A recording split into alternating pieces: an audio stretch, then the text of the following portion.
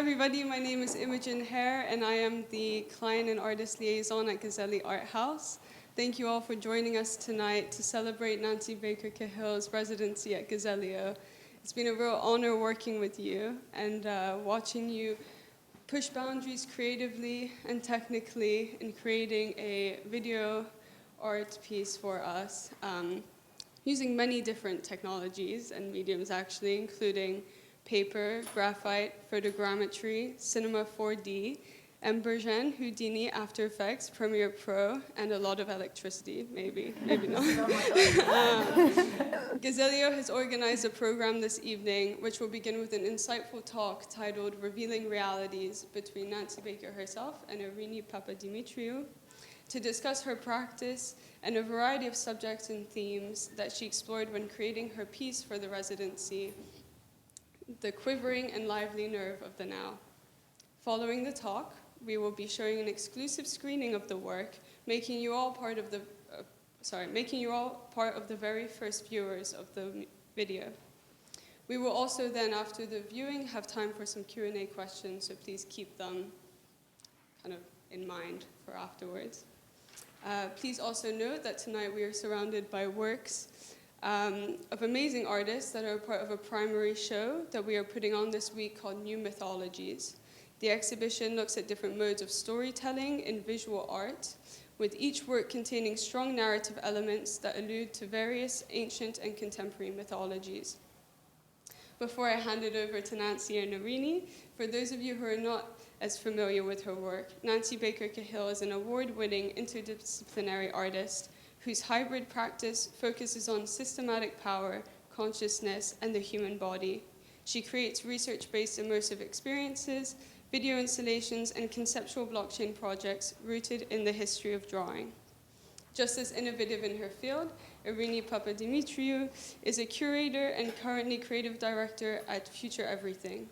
She was previously digital programs manager at V&A, where she initiated and curated programs such as the annual Digital Design Weekend Festival and Digital Futures, and was also head of New Media Arts Development at Waterman's.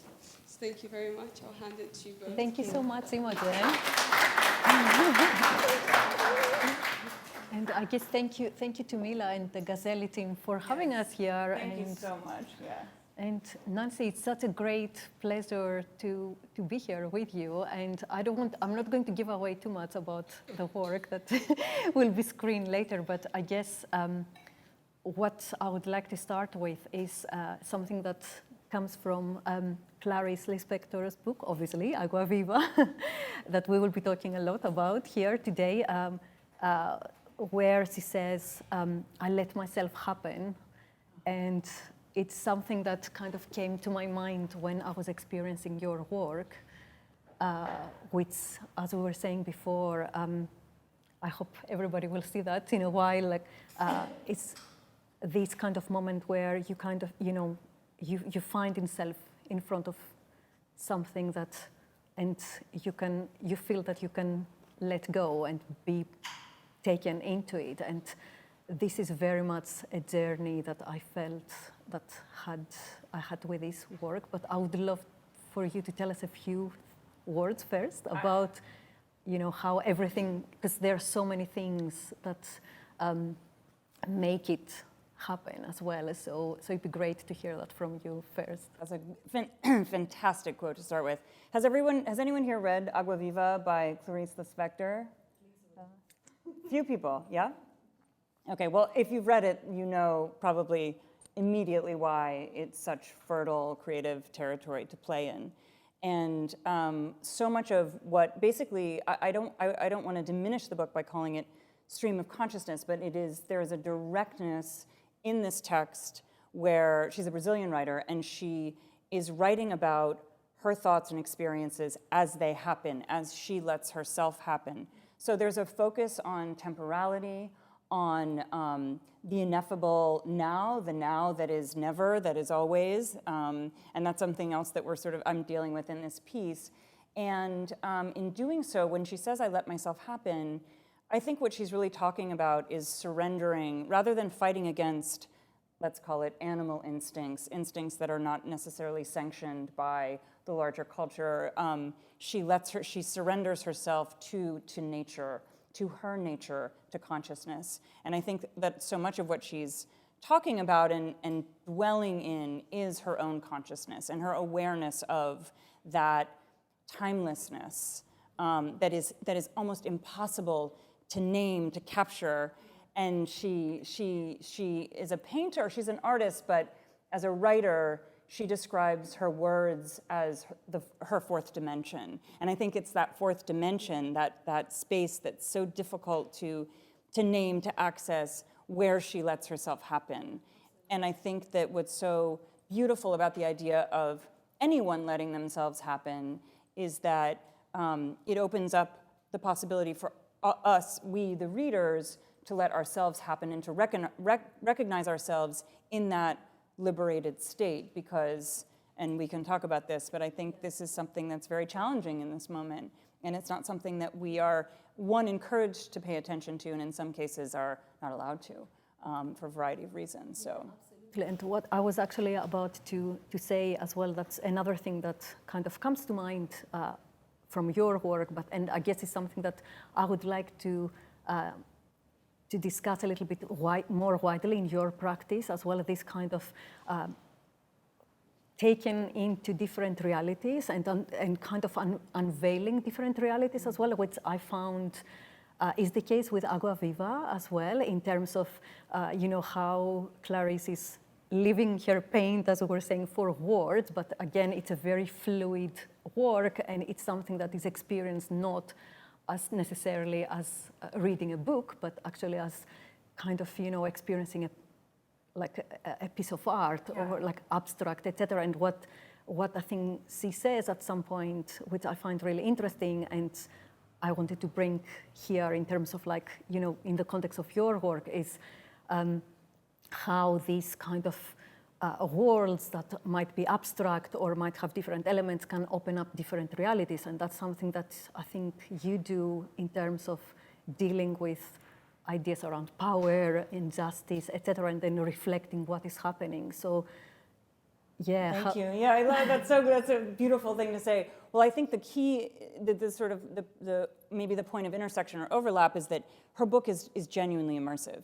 Like you can't really read that book in a static way. There's nothing, you are literally invited into another world, in a sense, and into a layered world, one that, of course, you can consider as we do here, but then also in your own mind. And I think that part of the promise and opportunity of certain technologies, not in any sort of techno-optimistic sense or fetishistic sense, but is that they do afford and allow for a different type of sensory engagement, so that it's not just that you're witnessing something visually, but that it's oral, it's haptic, it's kind of, it's that visceral thing. And I think that that's part of the opportunity, and that in that state of openness, in that state of, in some cases, wonder, we can hear and see things that we might not otherwise if we were being lectured to, or if we,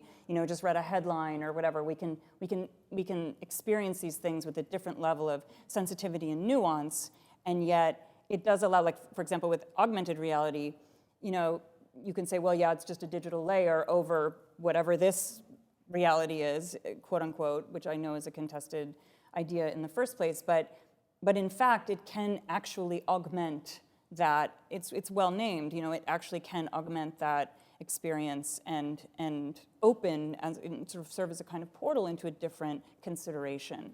And those considerations very much can be predicated on where you're standing, what you're smelling, what you're hearing, how these things are interacting with each other, how other people are interacting. So, I just think there's a lot of potential to deepen the conversations using some of this technology.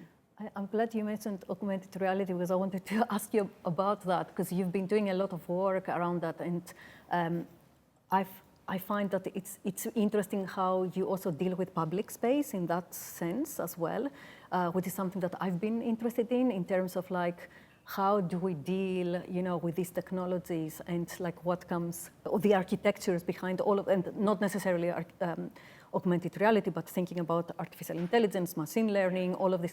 How do we deal with and maybe shift a little bit, the balance and the power maybe with how these are kind of managed and constructed and used. So yeah, I wonder like how do you bring this into like a public space, but also I think you in your work you've been kind of dealing with the idea of commons as well, right? And decentralization. So yeah, so it'd be great to kind of think a little bit about that in the context of kind of these kind of tools that are created in a specific way and managed in a specific way, I guess. Yeah, I mean, I think if you're going to work this intimately with technology, you really have to adopt a certain criticality and intentionality at the same time. You do have to ask those questions: who is this for? Who is it serving? Who's profiting? Who's excluded from the conversation? Those are all crucial questions.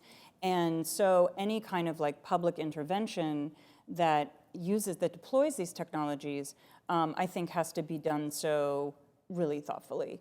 And I think there's enormous subversive potential because, of course, at least in augmented reality, you don't see it with the naked eye. You need this visual prosthesis. And so you can address some of these questions. You can challenge certain types of power, certain types of injustice, and do it in a way that is exquisitely targeted and local, but isn't it somehow, again, dwells outside of the realm of the didactic or the, there's a mystery to it. And in that, because it occupies that in-between space, that's a space of resistance. That's a fluid space. And I think that that's part of the joy of some of those technologies. But I do think that I always feel a certain responsibility. And actually, interestingly enough, this wasn't my project per se, but I hosted this project. I have a AR platform, a public art platform called Fourth Wall.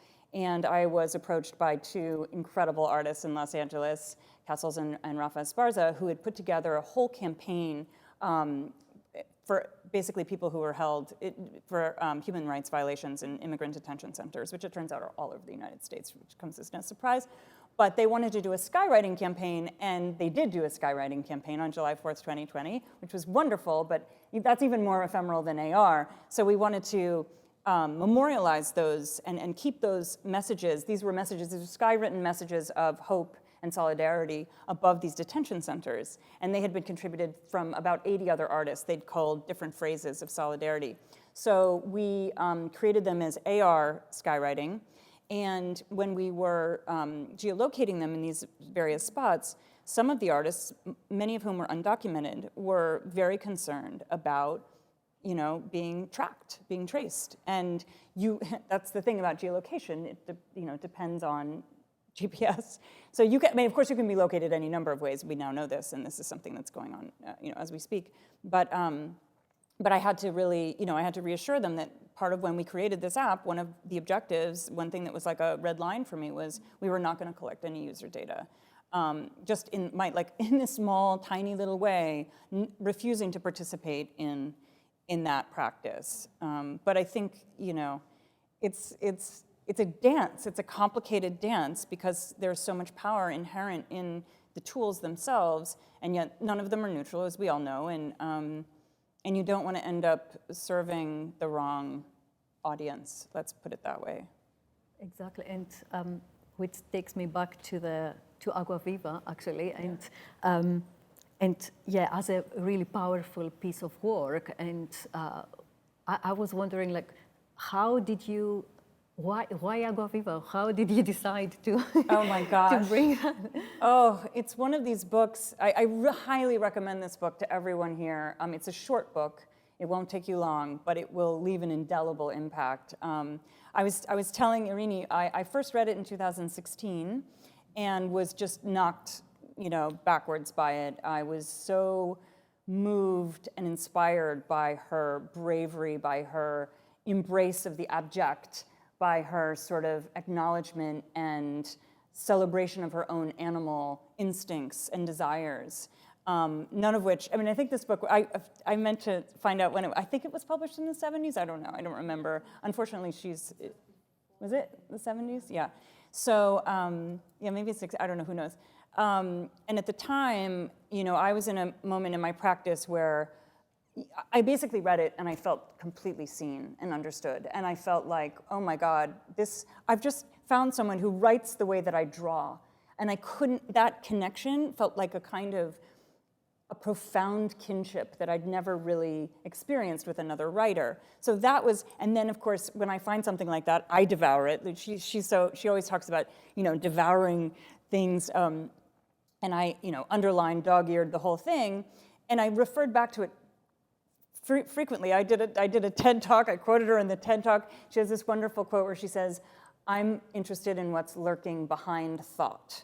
And I thought, yes, that's the thing. It's the thing behind thought. What's that? And so that continued to animate the practice, and I would, refer back to it every time I make something. And then, actually, it was when this incredible opportunity came about through Mila. I thought, what do I really want to sink my teeth into, no pun intended, right now? And we, in the United States anyway, are going through a kind of cataclysm around body sovereignty and around rights, not just related to, obviously, we all talk about data sovereignty and data autonomy, but I'm talking about corporeal autonomy.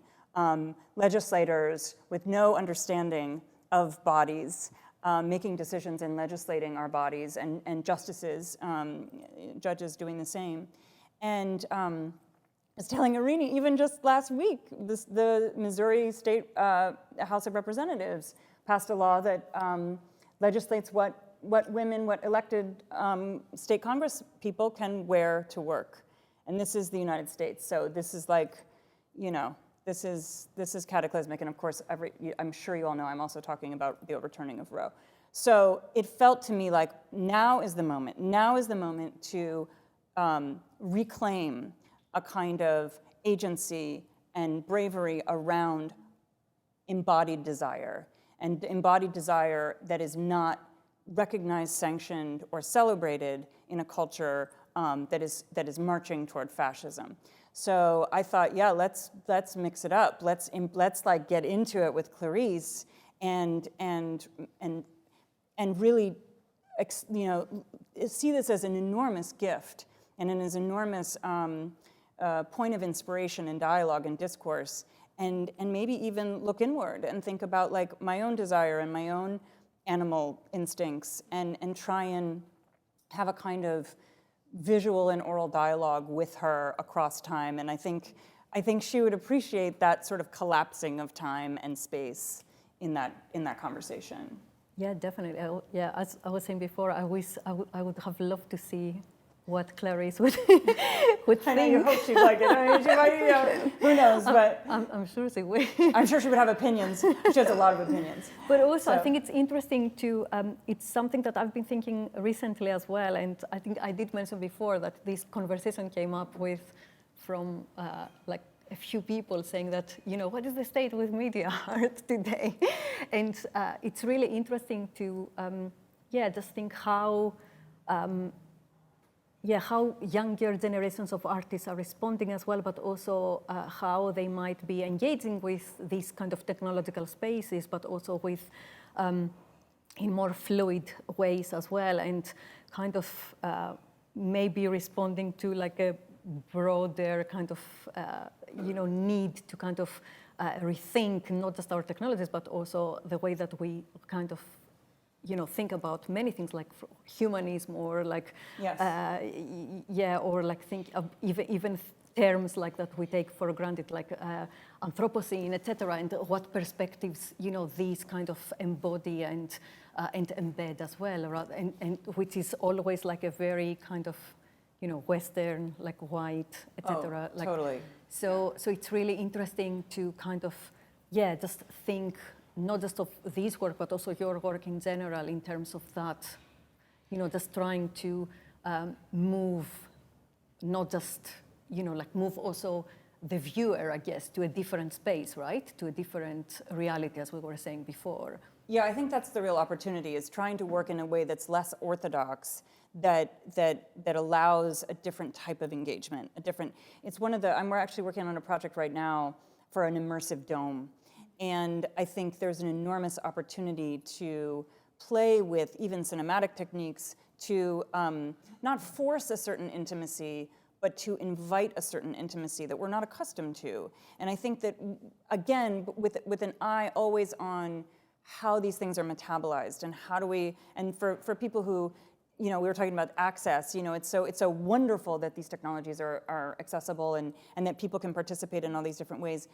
It's also really important at all times to be aware of what that means, and that, like, as Rosa Bredati says, in Anthropocene Feminism, like, I think that's the name of the essay, is, something like 1/3 of the world doesn't have access to electricity. So these are all very privileged positions to be in.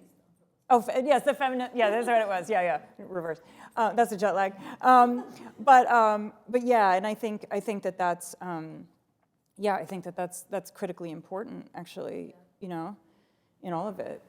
Yes, and now that you mentioned Bredati, of course, also post-human, right? And this is what we talk about this all the time. Exactly, and like this idea of kind of reframing and rethinking the post-human, and also, I think she does talk about the return to Earth at some point as well, and what that means. So and also just like developing a different relationship. I mean, I think this is the other thing that's so ironic, actually, is that when we start to think about having a different relationship, sort of decentering the human and starting to think about species egalitarianism and a lot of these themes that seem really important and related to, actually, a lot of conversations around, when people talk about distributive networks and these kinds of things, like how do we, there's a lot of talk around, there's a lot of theoretical talk around this, but then what does that look like in practice? And it's ironic to me, I guess, that I have found, I mean, of course, I think you can look, and I would argue that you can still look at a graphite drawing, on the wall and be as moved as you are by a film. But I do think that a lot of that we have an opportunity to use this to get to that space, maybe with a little more immediacy, and also, like, it's ironic that like to get closer to nature, we're using these tools that that don't appear as natural, and yet they too are of the earth. They too come from these elements, that we're not separable, and that's like, Ways of Being. It's one of his points. And this is a wonderful book by James Bridle, if you haven't read it, that, we're not, it's inseparable, and it's all entirely entangled. And it's just a matter of how do we use it responsibly and look at new systems and maybe consider new systems, given that the ones we have are not working so well, and both because of their extractive objectives, but also because they're not equal at all. There's no actual native equality. Yeah, I think that's a very important point that you make as well. It is of the earth, actually. It is very much, it's something that we are so distanced with, and we don't realize. I guess language plays a role there as well. The language that we use, and it's really interesting that we kind of distance the things and we don't make these links, and all of these are definitely interconnected in terms of like natural resources and planetary resources and human resources as well, and of course exploitation as well. So and I think that's the other thing, is that because we think we're so separate, because that's part of, again, the Western thought and Western sort of hegemony, that somehow we have dominion over these things. We become so disconnected. And I think one of the things she does in the book that I find so incredibly compelling is she both kind of imagines herself botanically. She imagines herself as an animal. That scene where she's a tiger and she's just devoured another animal and she's licking her snout, and she's just like, you feel that incredible connection, and it's not feigned. It's not some sort of, overwrought fantasy. She is that animal in that moment. And if we had that kind of intimacy and proximity to some of these environments, systems, creatures, we might treat them better, And that's, I think that's, again, maybe it's sad that we have to use these tools to say it, but I would argue that cave painting was early cinema anyway, right? I mean, we've been telling stories with flickering light and drawings and line for a long time. But yeah. Yeah, no, it is interesting that on one hand, even if you think there are so many paradoxes as well, even if you think of, us driving to extinction so many species as well, but then trying to recreate them with technologies as well. There are so many. But yes, maybe this is a way that, I don't know, it's a way to kind of, as well, I guess, understand or try to get to another reality. And that's what I found really beautiful about Agua Viva as well, just what you mentioned, how she kind of puts herself in us being botanical or animal, and it's such it's a powerful piece of the work, right? It's so powerful, yeah. Yeah, and it is really interesting because it makes you think of it in different dimensions as well. It's not, I know, you have words in front of you, but actually it's not just words. It's like feelings and images, and it's so many different things, which is really interesting. Yeah, which gets back to consciousness. I think that really is what she is, and without calling it that, or maybe she does call it that, but it is getting at something that can't be, it has to be felt. That's the audience, that's the interactivity, is that you're actually feeling it and imagining it in yourself, and imagining yourself as a burning trunk, as all of these things that she is and says, and delighting, I think, in the sensual in a way that is also just very rare. I just don't see it in any other context where it's not somehow either, I don't know, cheap or it's like there's something just so honest, and authentic is such a hackneyed word too, but there is just something so direct that I think is unmistakable. Yeah. I was thinking before when you were talking about the work that your mycelium work, which is really exciting as well, and also talking about decentralization. Can you tell us a little bit about that? Yeah, I mean, actually, to this point of species egalitarianism and distributive networks that exist in nature that I think could serve as new kinds of models for a different type of engagement that is more equitable. I'm a little obsessed with mycelium, and now that I don't know if anyone else here has watched The Last of Us, but I'm a little disturbed right now because I feel like, first of all, I love mycelium, and suddenly it's like the villain, and second of all, there is this idea that it is such a powerful conscious entity that it may actually, whatever its spores, or I don't know what they're getting, it's like suddenly I'm a proselytizer for mycelium, and I'm like, that's smarter than I realized. But basically, I did a large-scale AR artwork in Miami 2 years ago. I was commissioned to do a piece on climate change, and so a lot of my AR sort of occupies what I would say is the sort of territory of land art. So it's monumental. There's a certain I don't know. There's something around the scale, and I hope conceptual rigor that is in that tradition.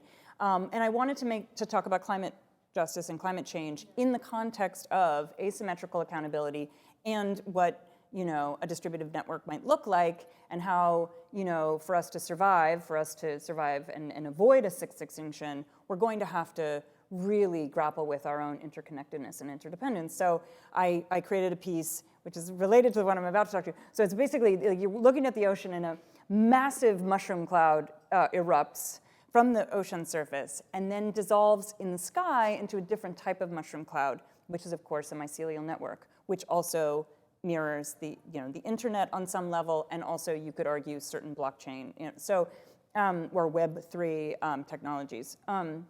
So that was really a kind of, not even a call to action, but an acknowledgement that we have these models in nature right now. Now, they have, in the capitalist scene, as Rosie also calls it, these have no future because it's not profitable. It completely upends capitalism.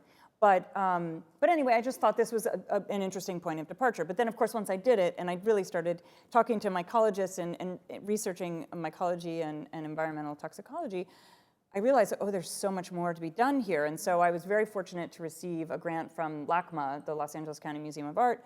They have given art and tech grant every year and to a small cohort. And so the project I proposed is called Substrate, which is also, it turns out, a term that I think appears in that show, The Last of Us. But anyway, and the idea was I was looking for the points of intersection and overlap between Web3 technologies and mycelial networks, these systems of care and really life-sustaining systems of care that privilege, I think the term is that it's like a moral economy, so they privilege the needs of the system over the needs of the individuals. And basically, and there's a kind of deep intelligence to that. So using that to then look at other systems that aren't working so well. And so this project ultimately is going to involve the LACMA collection and blockchain technologies. We're working with Filecoin that's doing, I think, arguably some of the most interesting and innovative work, and community colleges. And so it's really a project of access and cultural, and of course the sort of shining example of decentralized care and accessibility, which are libraries. So we have the Central Public Library. So it's a multivalent, multi-layered project whose goal ultimately is to, even in a kind of like, just as a case study or as a proof of concept, look at the ways in which we can use these different technologies to do something differently, so that it's not all about gatekeeping, it's not all about denying access, and inviting a conversation sort of from communities themselves in what they want to see, how they want to experience any kind of cultural artifact, and then of course, giving it provenance and giving it opportunity to be viewed and experienced and metabolized by a larger public. That's so interesting, and it's one of the things that kind of like one great example, thinking that how artists and art can have like a powerful and critical role in terms of driving this, not just conversations, but also these kind of changes as well, and in thinking as well, because we've been always, I guess, thinking of economy in a very kind of Western, like in a very specific kind of way, not thinking of other economies that exist in other ways, and exactly what you're talking about. So this is really, really interesting. And of course, I know that many artists and many communities do like really interesting work in that scale. But it's just that I feel that it is becoming hopefully more bigger and maybe a little bit more mainstream, hopefully. I don't know, that's my kind of hope for the future. Yeah. In terms of like, It's tricky with late capitalism, and actually my partner Jesse had just recommended this incredible podcast, and it's all actually, the whole podcast is dedicated to resources and what we're really talking about when we're talking about extraction and geoengineering and all of these things that we're all going to have to contend with much sooner than later. And one of the points that a recent guest made was that there's just no overlap or conversation between economies and ecologies. And they don't understand that they both need each other, because we're so focused, at least here, on economies, and not here, but in at least where we live, on economies, and the economy is the dominant factor. There's really no opportunity to, people talk about like, they misuse the term ecology, and they don't understand how inextricably they're linked and how they're going to have to become, in conversation. They're going to have to take an interest in each other one way or another for us to survive. Yeah. Really, truly. Yeah, definitely. And just to go back to what we were saying before about like, that question that is not mine, is that conversation. What I would love to hear your thoughts in terms of like, I don't know, even like thinking about if I can ask you that, like, what do you see in terms of like that trajectory of like media art, like how things have, I know it's a big question, but it's really, I've been thinking about it like obsessively in the past few weeks actually, thinking like, you know, like from 20 years ago to how things are being shaped now. And I know that different things have entered the landscape from, you know, AI generative art and like, of course, NFTs and blockchains, et cetera. But it would be, I would love to hear your thoughts in terms of like, how do you see like this, you know, this landscape being shaped as well? And yeah, even like reflecting on your practice as well and how this. It's like, I mean, it's an incredible question. Of course, I have absolutely no idea where it's going, but I can tell you where I hope it goes. I hope it continues to be and becomes increasingly interdisciplinary, because I think that, and co-creative, because I think personally, my hope is that that's the future. I think we have far too many, I think that so many mediums have traditionally been siloed. And I think there's a kind of, like the same thing that happens with incest. It gets, you know, things get a little, so in terms of output. So I think that like, my hope is that there will be just a lot more kind of collaboration between scientists and writers. And I mean, I think it's no accident that my recent work has all been in conversation with literature, whether it's slipstream literature, whether it's Clarice. I'm about to collaborate with another Gazelle poet, Ana Maria Caballero, on an NFT project. You know, I think that we have so much to learn from one another, and I think in conversation things can be richer and even more accessible to a broader audience. So that's one hope. I think that I would like to think that the current appetite and let's say acceptance, grudging even, of digital art is not merely limited to its market value, but that in fact people do understand that it's a moving painting in some cases. It's an immersive painting. It's something that invites you in. And of course, I would also argue that you could have, I can stand in front of a Jenny Savile painting and I feel like I'm in I could stare at it for 30 minutes. But I do think that that's my hope. And I think that because it is, it's not that you definitely need skills and you need resources because it's also very expensive to produce. But my hope is that with these different threads kind of working together, we would have a whole new, and that includes AI. One of the things one of the beautiful things is when you talk about Clarice Lispector, suddenly the world, all the other Clarice Lispector people bubble up. And because of social media, one of its virtues, I'll focus on the virtues, someone put me in touch with an artist and writer named Mark America. Mark America works with GPT-2, and he wrote a book on being a artificial creative intelligence. And he told me that the 6th chapter in his book, so the penultimate chapter in his book, was basically it's basically about his love affair with Clarice and her words, and the sort of menage a trois with his GPT-2. And so across time and space, he and Clarice engage with the GPT-2 as this kind of interlocutor, and reading his approach, which was also interdisciplinary, was thrilling, because I thought, oh, we're both trying to get at that thing. You just did it with different tools and with a different collaborator, And so I hope that's where it's going. I just don't know.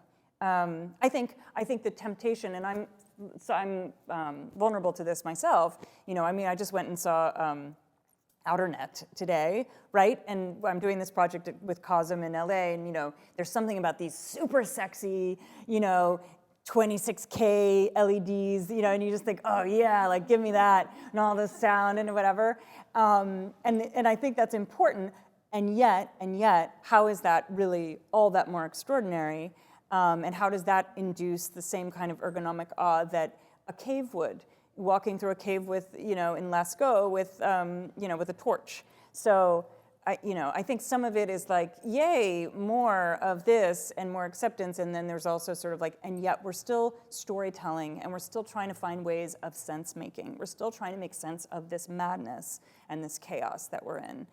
And in this existential beauty and that sort of exquisite, when she talks about, I don't want to ruin this because it's part of the thing, but like, when you think about a ripe fruit bursting, that's an exquisite moment in our lived existence. And yet, how often do you pay attention? How often do you think to notice that exquisite moment?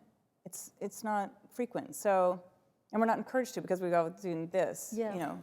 No, that's absolutely beautiful. Yeah, I think we do. We do miss like so much, and in terms of it's part of like I guess the human absurdity as well, yes. and stupidity. Stupidity for sure. Yeah. In terms of misanthropy. Yeah, like not realizing these moments, but I totally agree with what you're saying in terms of like where you hope. I hope it will go that way as well, because I feel that sometimes we are obsessed in putting things in certain categories, and we stereotype, of course, everything, and we kind of miss the bigger picture, or like we kind of even don't we kind of lose so much in the and of course, as you were saying, in terms of it's the same that I get that. I've been getting that for so long in terms of thinking, people not realizing what it takes to create work like that, and and kind of reducing it to something that, it's like a screen. You just push a button. I know that's the thing about that. It's like so frustrating, particularly from traditional, people in the traditional art world that just don't understand. It really is like I would argue, especially someone with a traditional practice as well, it's arguably more labor. And also like if you're remotely impatient, you're going to spend even more time because you mischeck something or you miss something in the code or whatever it is, and so it's deeply laborious, and it is in its own way naturally rather collaborative because even just to have an app, I collaborate with my developer every day. You collaborate with sound artists. I mean, it's deeply, deeply collaborative in that sense. It's aggregated labor in many ways. I think I don't know how much time we've got. Yeah, we're. Okay, but there are so many conversations, for example, about AI and generative art as well, and thinking, just talking about things. Which we can start a new conversation about that. So we don't need to do that. Thing. Yeah. But thinking about whether AI can be creative, and not even thinking about that. That's not. We are not even talking about something that is autonomous, or like it's just. It's human labor still, like heavily human labor. So there's so many things that are, so many misconceptions, I guess, about and I guess that goes back to not just the language, but also the ideas that we have about technologies as well, in terms of not realizing how off Earth they are and how human they are as well, and and how much labor and real natural and human resources they are make up these technologies as well. Yeah, and I think what does the engagement and entanglement with those technologies ultimately reveal about our own humanity and about our sort of human instincts, and where they're limited, where they're actually limitless, and what does that teach us about ourselves if we're curious? And the key, I think, is curiosity. If you're not curious, I think that's the whole problem, is that because we ingest and we're force-fed, some would say, so much content, we cease to become, we sort of think we're sated, so we're not so curious, we're not so hungry, and that's part of the problem. And I do think that's where art can play a tremendous role in sort of sucking you back into the conversation and forcing a different consideration of all kinds of ideas. Yeah. This is just one place to start. Yeah, that's even another big conversation, talking about curiosity and creativity, and and how how everything is saved is kind of sort of killing, killing it, right? Yeah, definitely. Are we? Yeah, so, yeah. I think we're going to Show the thing? Oh my, and I can't wait. Oh, and yeah, I can't okay. wait for everyone to see that. But thank you so much. Thank you so much, Irini. Thank you. So, should we move? Is it above our head? Should we move out of the way? Or not? No? We can Well, frame. if we just like this. Oops, maybe. Lean back.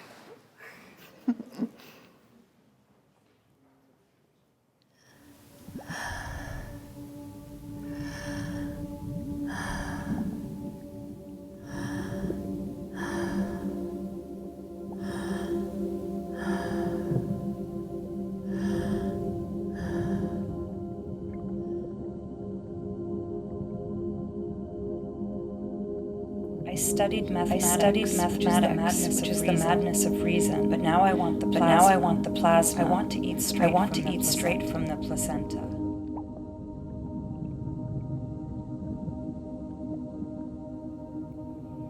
You will have shared this first mute existence. You will have, in the calm dream of a calm night, have run with the resin down the tree trunk.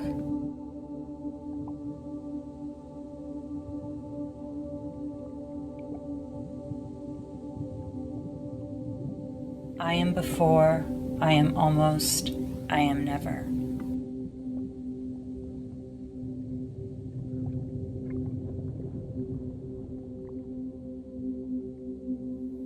I am a fruit eaten away by a worm, and I await the orgasmic apocalypse.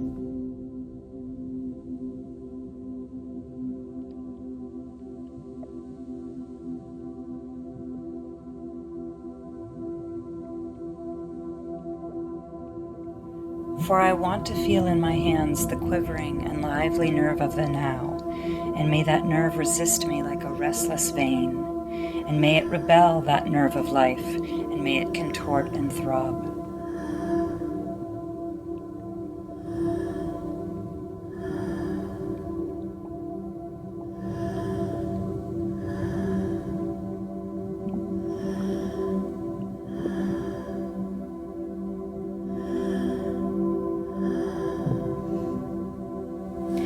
Something wild, primary, and enervated rises from my swamps.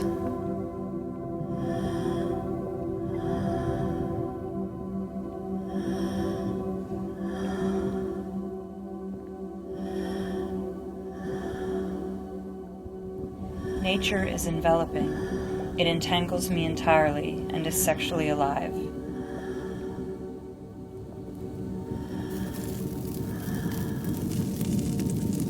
A lustful thread, breath that heats the passing of syllables.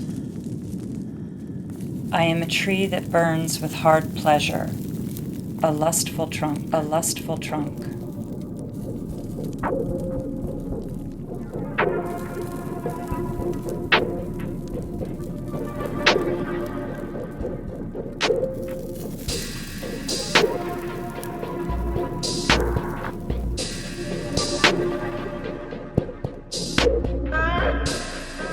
Roots as if they were powerful tentacles, like voluminous naked bodies of strong women, entwined by serpents and by carnal desires for fulfillment.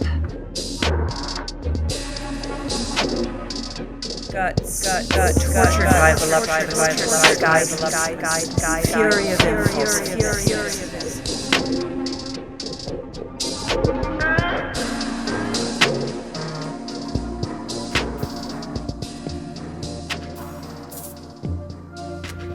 The day seems like the smooth, stretched skin of a fruit that in small catastrophe the teeth tear, the liquor drains. I want inside this night life raw and bloody and full of saliva. The fruit and its succulence, fruit without sadness.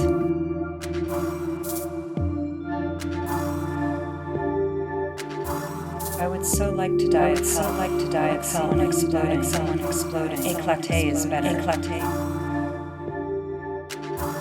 J'éclate, j'éclate.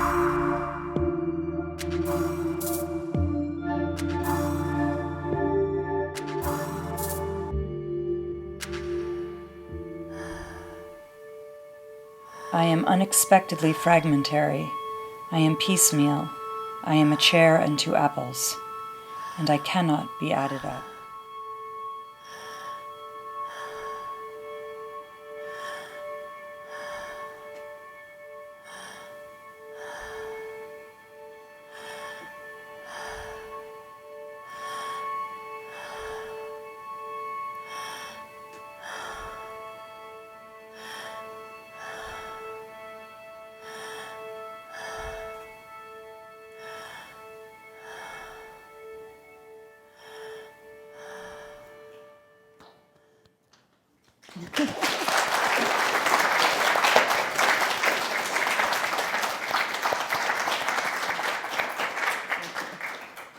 So much better than my laptop phone screen. Great. Thank you both for that. That was incredible. We now have some time for Q&As. I will have to pass you the mic, so if you'd like to put your hand up, if you have any questions for Nancy or Irini, I'll come over to you.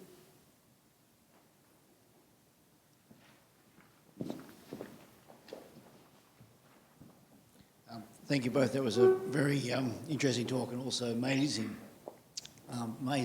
piece of art that you've created. I just had a question. Is there a particular emotion that you feel you want to get from the audience when they see that? I couldn't possibly, thank you very much, first of all.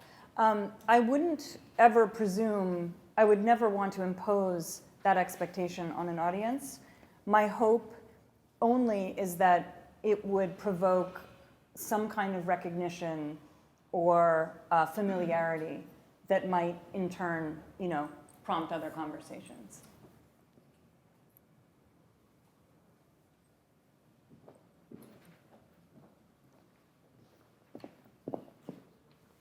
Thank you both so much. This was really good. And beautiful, beautiful, immersive piece. In terms of presentation, do you have, because obviously this was the debut presentation, which is super exciting for us. And I was worried, I was telling you before, with the flashlight that we saw, the passing cars, which added, or maybe not, to the piece. No, it didn't bother me. I mean, But the immersiveness element of it, how much importance is it in terms of the display of generally your work? With this piece, let's say specifically, is it important to have, this kind of 360 or 180 environment created by projectors or screens, whatever, that you think adds or not to the piece itself, to how people experience it? It's an amazing question. My hope is that it stands on its own no matter what, but ideally, because it is a piece of interiority and it is intended to be an immersive one, ideally it would be in a closed space. If I had the time to render, or if I hired a render farm to render it even at a higher resolution or so it could be not even in the round, but in a kind of like 180. That would be, of course, awesome. But I think the most important thing to me is a kind of intimacy, that you, the viewer, feel a certain intimacy with it, whether it's that you're this close or that you're in a space where you cease to, you become less aware of your own body, and you yourself are just in it, experiencing it. And in a way, that's the kind of leap I try and I hope to make in all media, is that you, for a moment anyway, forget this embodied space and then and just take it in sensorially. I guess the same question to you in terms of, from a curatorial perspective, how have you been finding that, working with various kind of screens and projectors, if it's been? I think, I guess it depends on what I found really interesting with this work was because, as I said before, I first watched it on my mobile phone, which is not, obviously it's not the same experience, but it felt like us being in a warm hug space. You know, I was kind of floating into the work. I feel that the work is so powerful that it kind of, you know, takes you in, as I said before. It's something that I find really interesting is like how, what kind of spaces we can create with different, with screens, for example. Like that was something that we experimented in Athens with the exhibition, putting in the public space in a park, outdoors in Athens, and creating like sculptural spaces, but also immersive spaces that you could, you know, lose yourself inside, but also, just playing with the idea of the screen. But I think sometimes, as you know, Nancy was saying, it is this intimacy thing as well, right? That you can experience work in different places or like, platforms, I guess, and it can have it can kind of give you different experiences and feelings as, regardless of how big it is or how, It's like, how do you create the conditions to really anchor that intimacy in the experience of the viewer?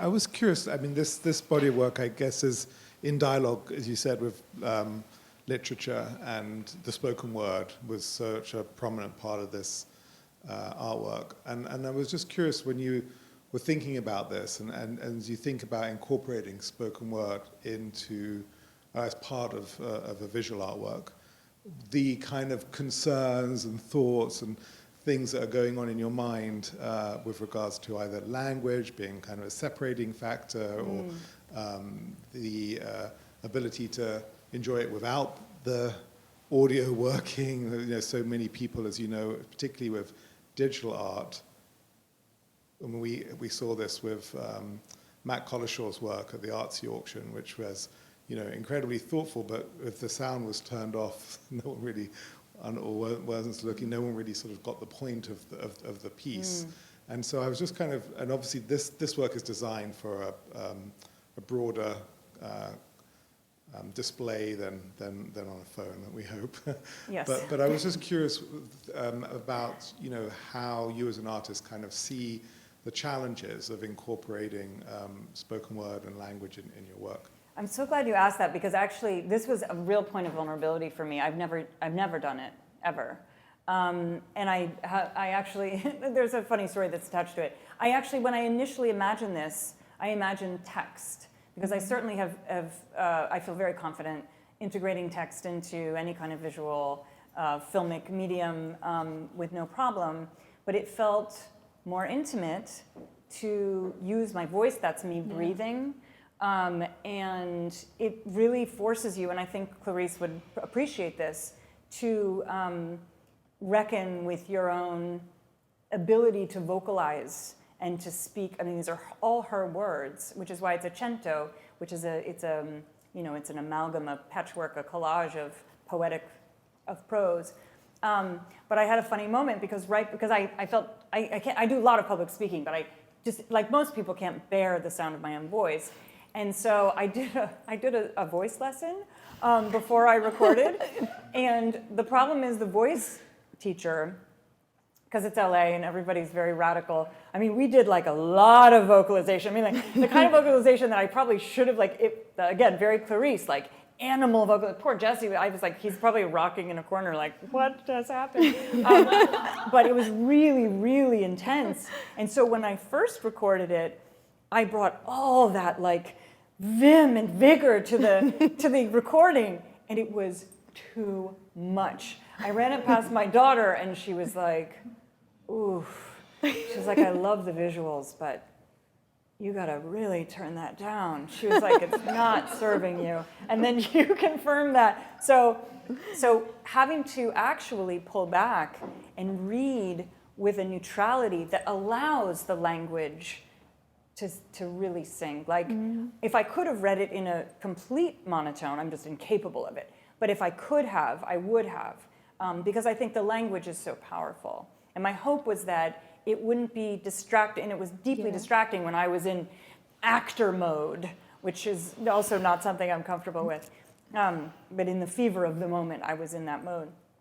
and let the pairing, the coupling of the visual and the oral kind of get to that next place. I think it's a shame when an artist takes the time to do, an audio, something, feels that the sound is as important as the visual when it isn't there, because those are all really intentional decisions. And I think sometimes in the, in the mess of like NFT, or we don't have the opportunity to share the sound and we lose something if that's part of the piece. Obviously, if it's not part of the piece, it doesn't matter.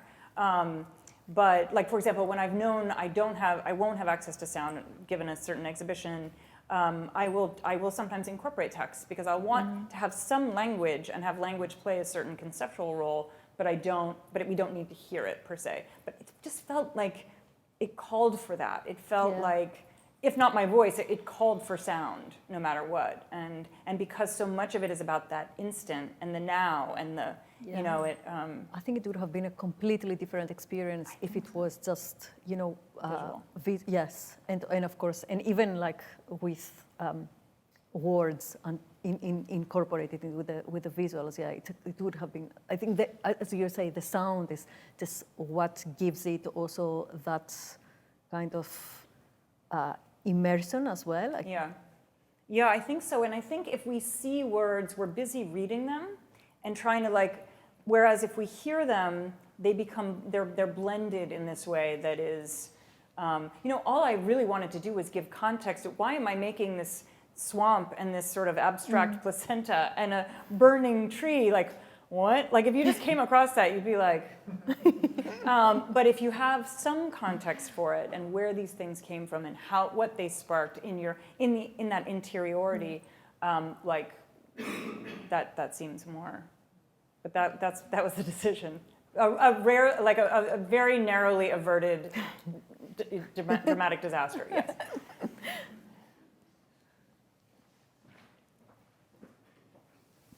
First of all, thank you for everything. And I wanted to ask you if you tried this new tool that the last few months has been all over the world with ChatGPT.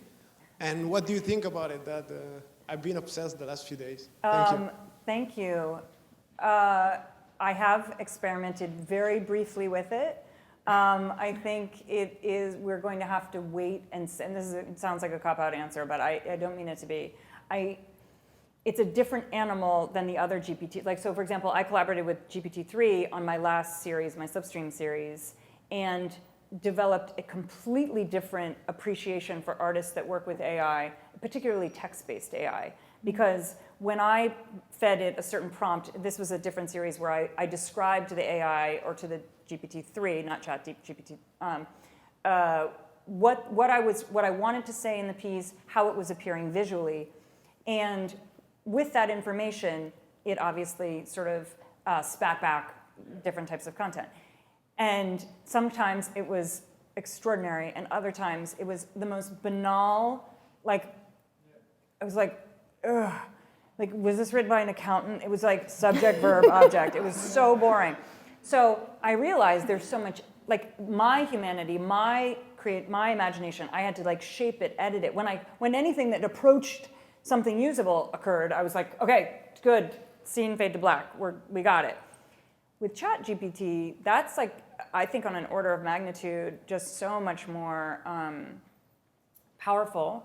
And again, back to ethics, I think so many technologies are released in the interest of, for commercial interests, for capitalistic reasons, and in some cases, the ethical due diligence hasn't quite been, no one has really done that work in advance. And so then we play this reactive catch-up game, which is I think what we're in now, where suddenly we have this, Pandora's box has been opened, it's an extraordinarily powerful and could be, obviously it's going to have a lot of really helpful applications. It's going to change many different industries, I think, indelibly, but it's obviously going to be capable. But what we're worried about mostly in the United States, of course, is what's going to happen with misinformation and our political landscape. And so, I think not having any kind of guardrails or regulation You know, we have so much, I mean, AI is biased. We have all these different things that have yet to be addressed in any real substantive way. So, and it's not really an answer except to say that that's what I'm thinking about right now is like, well, obviously we're going to have to see where this goes. But my hope is that, I mean, we've been hoping for sort of grown-ups in the room for a long time, and they don't appear to be anywhere to be found. So who knows? I think these tools are so powerful, and they could be used. And that's the argument of ways of being, is that here we have these extraordinary, but they're easily weaponized. And so how do we use them, not just responsibly, but really toward constructive ends? How can we use them to build versus to destroy, or diminish or degrade, which is what I think is unfortunately, since democracy is hanging by a thread, you know, we're in a precarious moment. So, yeah. And also being able to ask questions about all this, right? Because, which is interesting in terms of, thinking about AI and all of this, ChatGPT, et cetera. Yeah, it's a very nuanced, I don't think that there's any kind of easy answer, in other words. Yeah, I think it's quite nuanced. That's a great question.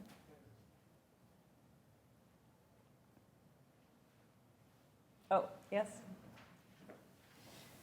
Thank you so much for the talk. It was really, really interesting and wonderful. I have sort of a follow-up question to Mila's question about the display and how you create those intimate spaces. And you mentioned several times about how important it is to have the intimacy and to make people feel things. And I think it's a really beautiful piece as well. And I was just wondering, is it intuitive how you create these spaces of intimacy, or you were like learning how to make people, you know, comfortable? Because screens are not always creating the intimacy necessarily. Yeah. It might even be the opposite. But with your piece, it really feels like you're feeling a lot. So that's a great question too. Thank you for asking it.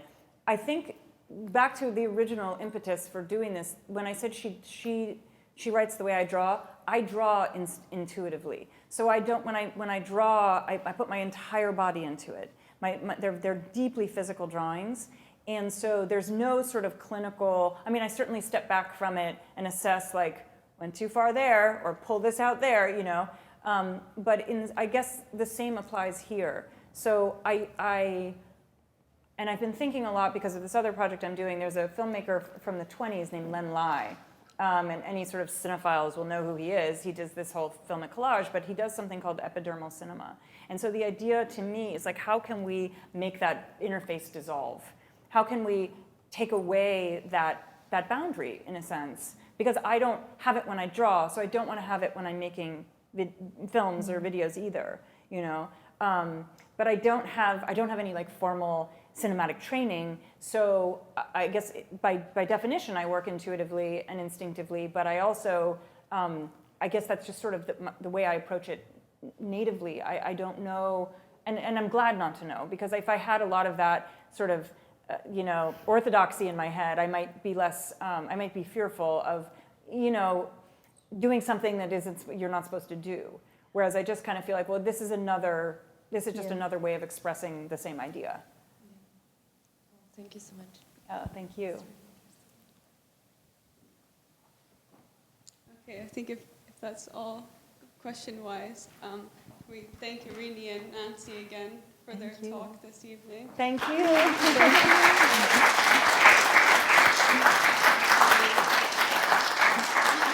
Before we end, I'd also like to congratulate Nancy publicly, as 2 major museums in the US have just acquired her work.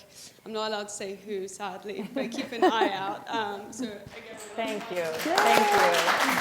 Amazing. Thank you. And then finally, I'd just like to tell you all, since you're the first viewers of the video, that it is currently up for sale on our marketplace, nft.gazelle.io. Which you can all access exclusively using a password-gated kind of page. The password is NERVE in all lowercase letters. There's a QR code here. However, if you have trouble accessing it, please come find me and I will direct you digitally.